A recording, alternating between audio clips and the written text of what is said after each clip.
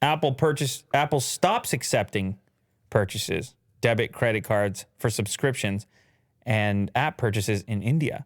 What? Apple users in India can, though, still make purchases using UPI or net banking. What? Seems like a hassle.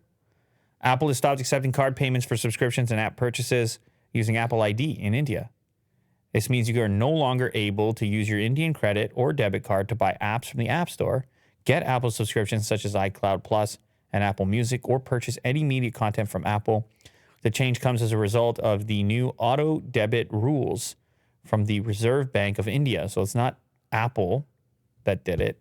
It's the government. Came into force last year, disrupting recurring online transactions.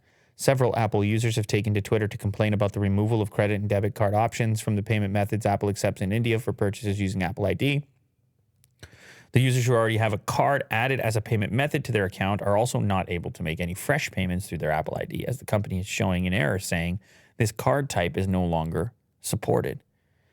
Oof, big time hassle. Recurring payments, that would be your subscriptions. Maybe you subscribe to Netflix or something through the App Store. You were trying to give Apple their points. Right. Trying to pay the Apple tax.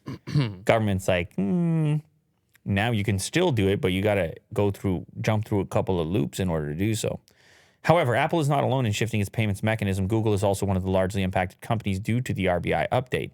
A large number of its users are facing difficulties in making recurring payments and purchases via their cards on Google Play and YouTube. The company is also not able to process Google Workspace. Ooh, that would be disruptive. Transactions for many users due to the restrictions. So that's all your Google Apps and whatnot for business.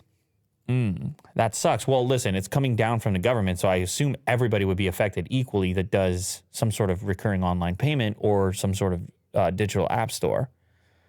But I would assume this would be really prohibitive to some people.